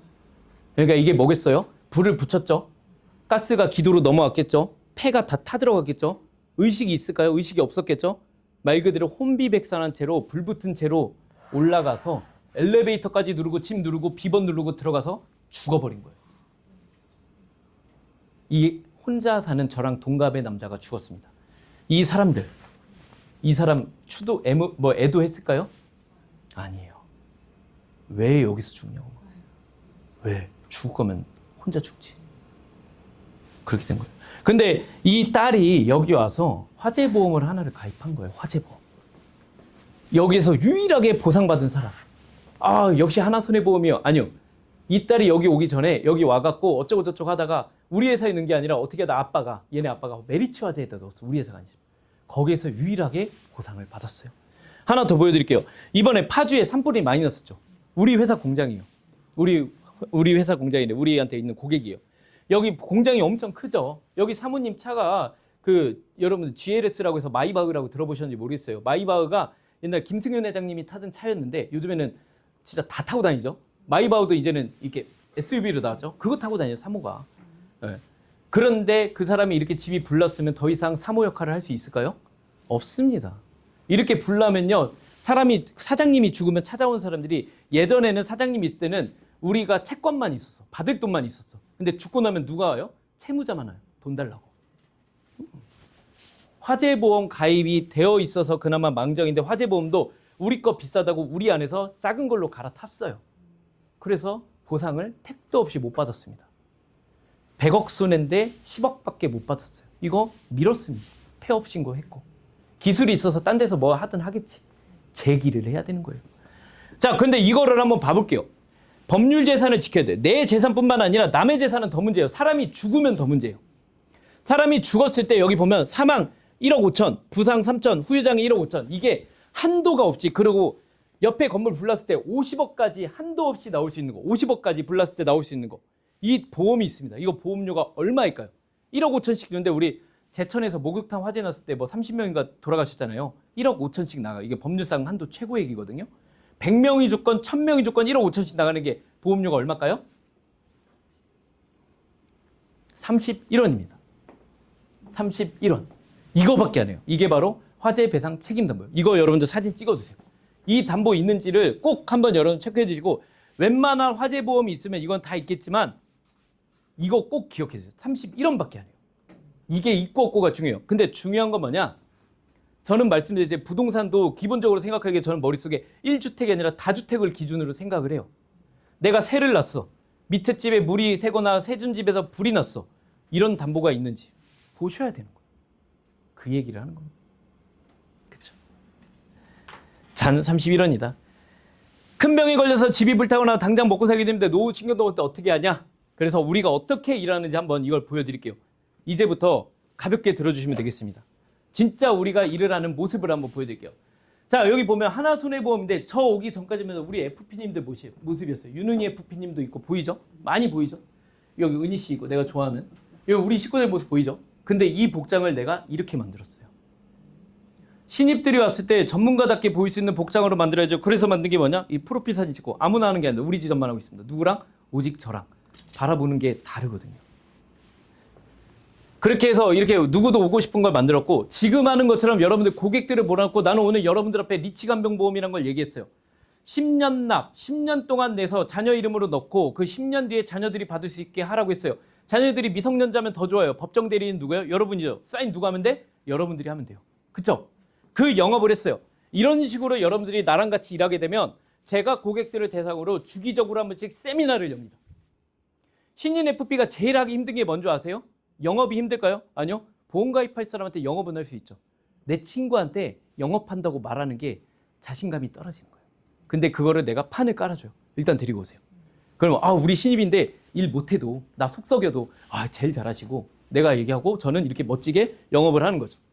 그 다음에 지금 얘기했던 걸 전부 다 어떻게 하냐? 이런 식으로 교육 자료를 넘겨드리고 유튜브에 올려요. 저희 지점 유튜브 채널에. 오늘 교육한 내용 필요하시면 FP들한테 보낼 테니까 링크 달라고 해서 2번, 3번 들어보시면 됩니다. 우리 FP들은 아침마다 출근할 때 제 말을 그냥 성경 듣듯이 듣고면서 와요. 그런 게 기본적이에요. 그 다음에 또 세 번째. 뒤에 있는 아인병원 있죠. 아인병원 공식 제휴병원입니다. 보험금을 청구할 때 옆에 우리가 앉아서 청구만 도와줘요. 그리고 여기 들어간 신입 설계사들은 사무실도 이렇게 있고 뭐라고 하냐면 네 하나손해보험 누굽니다 아니에요. 네 아인병원에서 근무하는 백주열입니다. 보험금 접수하셨는데 잘 나왔어요? 아직 안 나왔다고요? 보통 3일이면 나오는데 필요한 거 있으면 꼭 연락 주세요. 나오면 연락 주세요. 제가 확인해 드릴게요. 이렇게 하는 거예요. 이 영업을 하는 거예요. 그리고 영업하는 거. 여러분들 지금 당장 주민번호만 넣잖아요. 이렇게 구멍이 뻥뻥뻥뻥 뚫려요. 그럼 여기에 이단번 넣고 요거 넣고 요거 넣으면 되겠네. 이게 영업의 시작이에요. 그래서 보험은요. 영업은 진짜 쉬워요. 어려운 건 뭐냐면 그냥 용기 내서 나 보험에 네 주민번호 좀. 나 한번 봐줄게. 어렵지 않습니다. 이 세 마디만 하면 됩니다. 이 세 마디만. 자, 그렇게 해서 지금은 우리 회사의 자유는 장점은 아인병원 제휴. 그리고 건강검진도 여러분 됩니다. 서구의 나은병원, 여기에 사랑병원, 인천에 그다음에 아인병원 전부 다 건강검진 돼요. 설계사들은 신입들은 조건 없이 됩니다. 체계적인 지원까지 이렇게 해드릴 수 있는 게 영업 정말 쉽다. 우리 회사의 FP님들 아까 말했듯이 65세부터 돈을 버는 거. 이 설계사님이 1,000만 원 정도 번 설계사인데 공식 사례집이에요. 나이가 75세고 이 사람이 20년 동안 일하면서 모은 여러분들 갱신보험료라고 들어봤어요? 갱신담보? 그렇죠. 잠깐 한번 뒤 돌아보실까요? 아무도 안 졸죠. 네, 저랑 같이 있으면 이게 일상입니다. 신기하죠? 그러면 여기 고객 관리만 하고 갱신만 돼도 여러분들 보험료 갱신돼도 설계사 수당 나오는 거 모르셨죠? 고객이 많지 않으면 많이 안 나와요. 이 사람 고객이 좀 있어서 얼마가 나요? 앉아서 150. 거기다가 자동차에서 이제 보너스 7만 원. 그다음에 또 여기 오른쪽 보면 자동차로 인한 계약 관리 그런 것까지 해서 앉아서만 이 사람이 매월 160, 170 가량을 가져가는 거예요. 아무 일 안 해도 설계서 코드만 살아 있으면 이게 나오는 거예요. 나이가 70이 넘으셨는데. 그래서 저희가 하는 게 이거예요. 50대가 소득이 가장 높아요. 왜냐하면 30대, 40대는 보험에 대한 니즈가 작거든요. 30대보다 60대가 소득이 높은 유일한 곳. 출근하면 지점장이 뛰어나와 반겨주는 이 나이의 유일한 직장. 바로 보험이라는 거예요. 보험회사 말고 나를 반겨준 데가 어디냐. 그래서 내가 우리 지점의 팀장 한 명의 급여를 소개해 드릴게요. 이변의 전체 총괄팀장이 되신 분입니다. 여러분들을 모시고 온 그 팀장님들이 아니에요. 나이 어린 막내 팀장님인데 요걸 보여드려요. 글씨가 작죠? 아, 요 분은 아니에요. 요 분은 우리 지점에서 가장 소득이 높았을 때 그냥 보여드리는 거예요. 누구라고 말을 못하고. 급여가 얼마예요? 3,200. 실제로 미래 받은 거 빼고 세금을 100이나 뗐어요. 세금을. 그래서 받은 게 2,700. 미리 받은 것까지 하고. 근데 중요한 건 뭐냐면요. 시상금을 아직 덜 받았어요. 시상금까지 받으면 이 사람이 실제 찍힌 금액이 4천만 원. 이분 자리에 가면 가짜 꽃이 있어요. 가짜 꽃. 거기에 내가 뭐라고 써놨냐면 급여 3천만 원 돌파 축하드립니다. 이렇게. 근데 문제는 뭐냐? 여기 보면 총괄 팀장 수당이 얼마예요? 팀장 수당만 650이요. 물론 이분이 지금 영업이 좀 어려워서 급여가 많이 줄었어요. 3분의 1로 줄었어요. 자, 3,200에 3분의 1이면 얼마예요? 1,000만 원 가까이가 됩니다. 지금 많이 3분의 1은 아니네요. 1,400 받았으니까 이번 달에 많이 줄어서. 근데 팀장 수당만 얼마? 650. 팀 관리만 해도 650이 나오는 거예요. 요겁니다. 요거는 지금 세금 뗀 금액이에요. 세금 뗀 금액. 세금이 뭐냐면 이 공제. 자, 그렇게 된 거예요. 이 사람은 급여, 저 만나기 전에는 급여가 1,000만 원대였지만 급여 저 만나고 나서 이제 3,000만 원 찍힌 걸 보여드린 거고. 자, 그 다음에 우리 신입사원들 월급 한번 볼게요. 지금 신입사원들 아니에요. 왕춘미 씨, 뭐 이런 분, 이은주 씨 이런 분들 없습니다. 여기는 누구냐면 1년 전. 왜냐면은 예민하잖아요. 그 급여가. 노란색이 신입사원 설계사들이에요. 저는 3,000만 원 받는 사람 안 줘요. 내가 제일 좋아하는 사람 300만 원 버는 사람이에요. 그런 사람이 오래 가거든. 자, 여기 보면요. 300, 노란색 300, 200, 200, 500, 400, 200, 200, 200, 500, 400, 1,000만 원. 500, 200, 200, 200. 여기 오면 4개월 동안 1,000만 원을 벌 수 있다라고 해요. 어떻게? 요렇게. 우리가 계약 한 컷이면 이거는 뭐 나중에 자세히 설명드리겠지만 아까 말한 10년짜리 리치간병보험 있죠? 10년짜리로 20만 원씩만 매달 20만 원씩만 매달 하면은 20만 원씩 두 건만 매달 하면 요 돈을 받을 수가 있는 거예요. 1,000만 원씩. 매월 233만 원. 4개월에. 그리고 여기에 교통비랑 뭐 그런 것들까지 받을 수 있는 거죠. 그래서 기본적으로 여러분들이 80만 원 받을 수 있는 거 이렇게 설명드렸고요. 요게 아까 제가 하려던 이야기예요. 조직팀장이라고 하는 제도가 있습니다. 조직팀장은 뭐냐면 총괄팀장은 하기가 생각보다 쉽지는 않아요. 왜냐하면 도입을 5명 이상 해야 되고 또 인정도 받아야 되고 그렇거든요. 근데 우리 회사만이 있는 장점이 있어요. 사람을 2명만 데려와도 팀장을 만들어줘요. 그 2명. 그냥 당장은 안 되고 그 둘이 당연히 4개월 동안 영업을 해야 돼요. 그렇게 돼도 중간 팀장이 돼요. 중간 팀장. 뭐 서브 매니저로 보면 되겠어요. 자, 그런데 이 조직팀장 수당이 얼마냐? 146만 원. 도입 수당도 164만 원. 합쳐서 얼마? 310만 원. 프로모션 빼고. 여기 보면 조직팀장도 78만 원. 어떤 사람은 127만 원. 합의 200. 자기 영업한 거 빼고. 영업비는 따로 나오고. 조직팀장 하다 이번에 총괄팀장 임명. 총괄팀장 수당 97. 도입 수당 38. 죄송합니다. 네, 총괄팀장 수당 970. 도입 수당 388. 합의 1,400만 원. 팀장 수당만. 이렇게. 밑에 1,400만 원 이렇게 써놨죠. 마찬가지로 이렇게 해요. 도입을 많이 했다. 이 계보에 대한 이야기. 이런 식으로. 이렇게 저랑 카톡 주고받으면서 한 거예요. 그렇게 해서 아까 말했듯이 2명 이상 도입을 하면 이렇게 돈을 주고 매월 선발한다고 했죠. 그렇게 해서 이 사람들의 실적까지도 여러분들이 가져가는 게 있습니다. 그분들이 영업하면 그분들의 실적을 매달 그분들이 한 영업 실적의 20%를 여러분들이 가져갑니다. 그런 혜택들도 있고요. 실제로 우리 지점에서 이런 식으로 계보를 늘려간 케이스를 하나 보여드릴게요. 요겁니다. 총괄팀장이 되셨어요. 이번에 조직팀장을 하다. 근데 자기 밑에 도입을 한 24년 9월 불과 1년 전이죠. 한 명을 데렸어요. 87년생 남성. 한 명 또 데려. 콜 매니저. 그 다음에 서구에서 공장을 하고 있는 공장 사장 딸내미를 데렸어요. 그리고 83년생 친구 셋을 데렸어요. 그렇게 했는데 이 사람들이 여기 밑에 지금 한 명 지난달에 합격했고 지지난달에 한 명, 2명을 더 데리고 왔어요. 이미 일하고 있어요. 그렇게 해서 팀원이 벌써 엄청 많이 됐죠. 여기를 이번에 총괄팀장으로 올렸습니다. 팀장으로. 신설. 불과 1년 만에. 이분의 전직이 뭔지 아세요? 보험하다가 영종도로 이사를 가면서 관두고 나이가 80년생이신데 호텔에서 빨래를 하려고 했었어요. 그 사람을 내가 다시 잡아왔어요. 지금도 영종도에서 아침 8시에 출근합니다. 왜냐면 이분이 영업한 지가 얼마나 영업은 잘 못하세요. 근데 도입수당만 한번 봐볼게요. 도입수당. 여기 보면 총괄팀장이 안 됐고 160을 받고 조직팀장 수당만 110을 받아요. 그리고 교육을 잘해서 우리 지점의 코치로 써요. 70. 그럼 합치면 얼마예요? 280에 350만 보너스로 받는 거예요. 자기 영업한 건 어디? 170밖에 꼴랑 못 받았어요.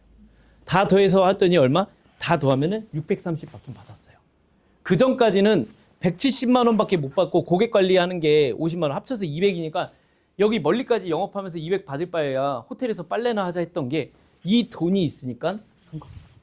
저는 하나손해보험에 와서 영업하라는 얘기하지 않습니다. 하나손해보험 와서 세금 얘기만 하면 됩니다. 하나손해보험에서 세금 얘기하면서 사람 한 명씩만 데려오시고 2명만 데려오면 됩니다.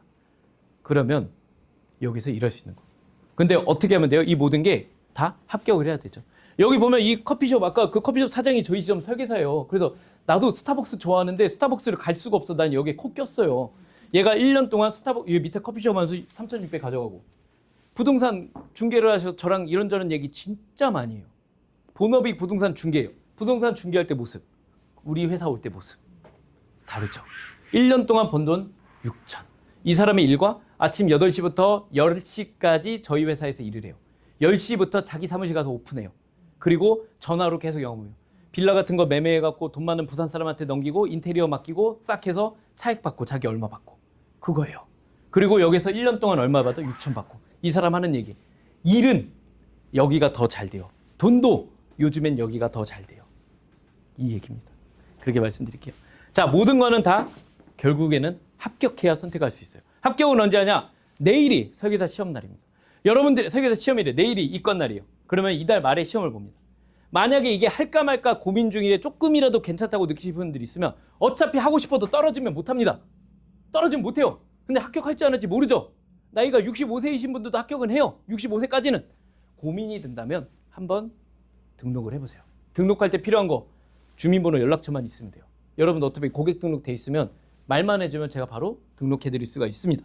자, 여러분들도 할 수 있다까지 말씀드리고 오늘 이제 끝나고 나면 이제 식사를 우리 다 같이 하러 가실 거예요. 식사하러 가시고 식사 맛있게 하면서 거기서 이제 식사도 하시면서 이제 팀장님들과 유치자들과 이런저런 좋은 얘기들을 한번 나눠주셨으면 좋겠습니다. 어때요? 오늘 교육 괜찮았어요? 네. 괜찮아서 박수 한번 크게 부탁드릴게요. 아유, 고생하셨습니다.